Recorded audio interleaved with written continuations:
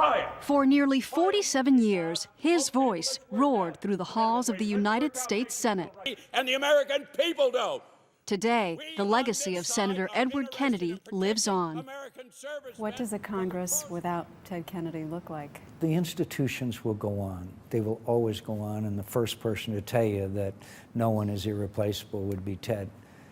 But every once in a while, there's a senator that makes a lasting impression. Webster, Calhoun, Clay, Taft. This is a political payoff. Make no mistake about it.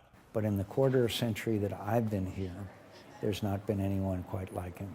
You've called him the last lion. Why? He's the last lion of the Senate, and I think it's a generation of leaders who understood the necessity of working together and who have been able to accomplish things not only through adherence to principle, but also through compromise.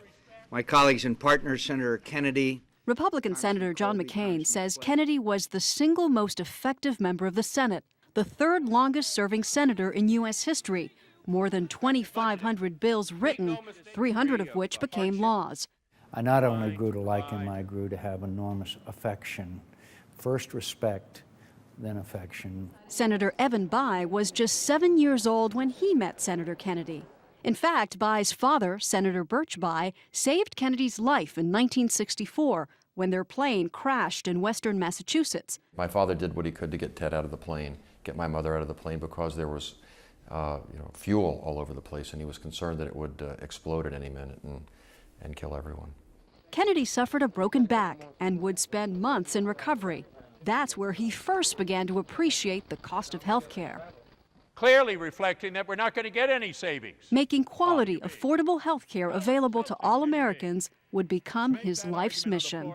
Do you think that the current health care debate has suffered because of his absence? Probably, because Ted was so immensely knowledgeable. Ted wanted to really drill down and say, okay, how are we going to get costs down? How are we going to make sure everybody has access to coverage? How are we going to pay for this thing? Those are the sorts of things he was a master at resolving. Who do you think will carry the health care torch? With great respect to all of my colleagues, there's no one right now in the Senate that would have had the unique position that Ted Kennedy did. The hope rises again, and the dream lives on. How will historians remember Ted Kennedy? I think they'll remember him as a member of an iconic American family, someone who knew great tragedy, but also great triumph, and continued in the face of adversity and disappointment to pick himself up and make a contribution to the American people. Where are we going to do that? We're doing all of them in the cyber.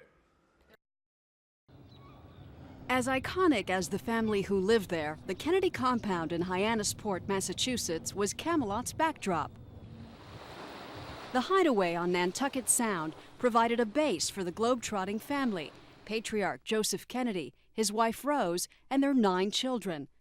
For Ted Kennedy, the youngest, this was home. Someplace we grew up on, learned to swim on and to sail on, and it's been an enormous resource, enriching experience. Here, he and his brothers played touch football, and here is where he first fell in love with sailing. He talks about being able to sail as a 10 or 12-year-old around the Cape by himself and how much independence that gave him. Over the years, Kennedy returned to Hyannis to recharge and spend time with his family and to reflect when times were tough.